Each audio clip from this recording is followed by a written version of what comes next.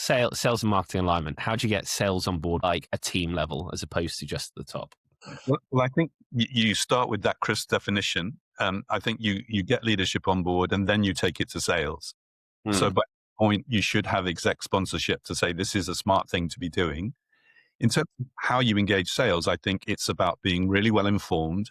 If you come back to that whole piece around the commercial marketeer, understanding the company's strategy, understanding its products, understanding where the company makes its money, being as informed as possible about the accounts and their relative value to the business that you have already and what the focus areas are moving forward. So in that sense, I think it's about showing real, intelligence in terms of your line of approach. And then as always, when you're dealing with people, it's about creating empathy. It's about creating trust. And we understand your world. We understand what you're trying to achieve. We've identified the top 5 verticals we should be focusing on. We've looked at the accounts where we make our most of our revenue and our highest margins. We obviously want to help you find more of those. What are you trying to achieve? What would success look like for you in the next 12 months? And let's work out how we can collaborate together, with this account-centric approach.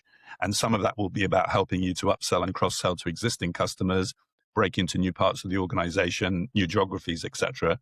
Some of it will be driving new pipeline, but it won't marketing on that hamster wheel, just driving new pipeline, promote, get more leads. Amazing stat I came across the other day when I was preparing for a presentation. HubSpot came out with a data point that said 87% of MQLs never make it to an SQL. So Yeah, what are marketing doing? Why create the MQLs if they never go anywhere?